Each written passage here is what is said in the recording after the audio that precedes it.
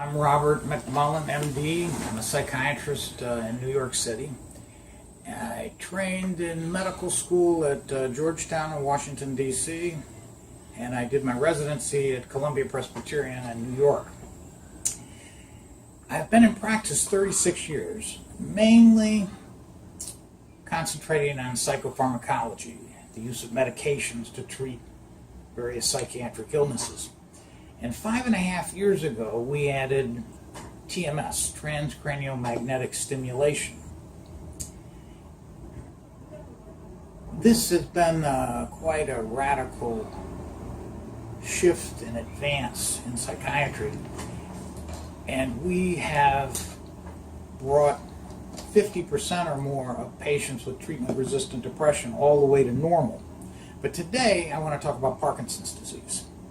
There's a number of different neurological disorders that have been successfully treated with TMS, although these treatments are not FDA approved yet, but there are double-blind studies showing they work.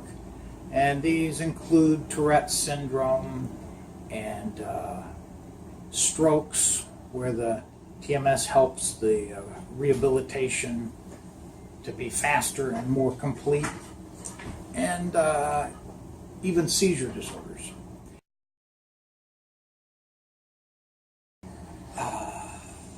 Let me give the example of the first one.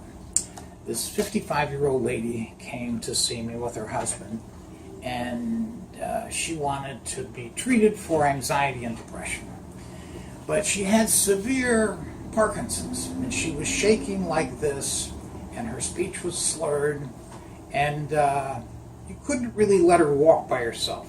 You had to hold on to her when she walked. And I told her, your big problem is Parkinson's disease, not anxiety and depression. Let's go next door and treat it. I had been hesitant to treat this because I'm not a neurologist, and I had trouble getting patients to try this out on, even though there's research to show that it works. So I was a little nervous, but this was my opportunity. And we went next door, and I gave her a treatment. It's an excitatory treatment on the motor strip that covers most of the body. And we did this 5 times before Passover, and then we did another 15 times later. But after Passover, I happened to see her son-in-law, and he said, you know, Dr. McMullen, I don't know if it's ethical for me to talk about my mother-in-law. And I said, yeah, you can talk about her and tell me, I just can't tell you things about her. And he said, well, everybody was shocked at the Passover dinner, because the last few Passovers, she's so disabled with this Parkinson's that she would just come and sit there for 10 minutes to make an appearance, and then she would leave and go upstairs for the rest of the night. And he said this time, she stayed there the whole dinner. She cut her own food. She walked, she talked, she joked with people, and it was just hard for them to believe. She really made a dramatic improvement. By the way, she was already on medicine. She was on a lot of medicine that was giving her side effects. She couldn't even go higher on her medication. I did another 15 or 20 treatments just because she insisted on it, because she was doing so well. But we had really reached the maximum benefit at around this. And I think her Parkinsonian score was about 90, and it went down to 50% less than this. And no, that's a mistake. It was about 70, and it went down to under 35. And then she did very well. And about 6 months later, she was beginning to relapse, and she came back in for 5 or 6 treatments, and then was doing better, and went back home. And we had another gentleman who was 84, and his scores went from about 32 down to 16, and and he was much more able to walk around the house or outside of the house, and to talk more clearly. And he even drove the car, which he wasn't supposed to do. But his wife was happy that he was able to do it because of his improvement with his motor function. We're not sure why this works, and there are a few theories. But one thing that does happen with TMS is it increases plasticity in the brain. And by this we mean the brain's ability to change, for the neurons to change and take on new functions.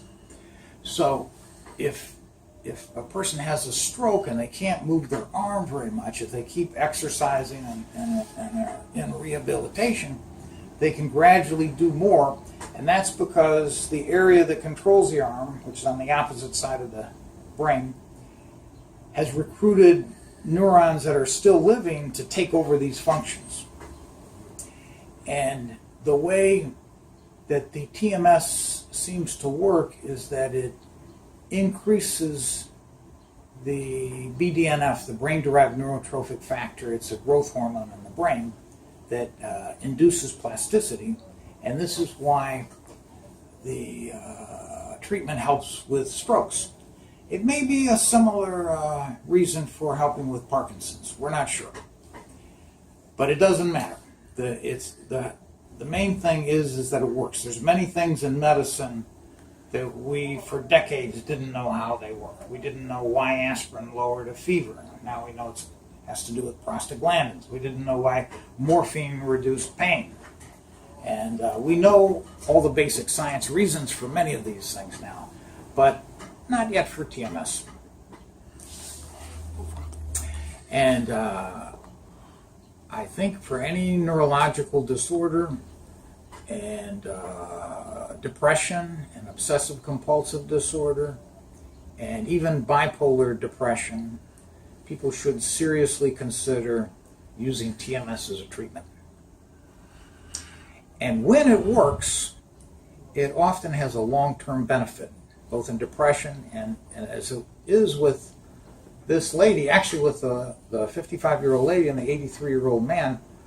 Both of them did not begin to relapse for 6 months. And then they only needed a few treatments, 5 or 6.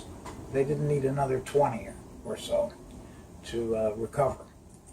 So the benefit is long-lasting, and when you do relapse, you don't need the same total number of treatments.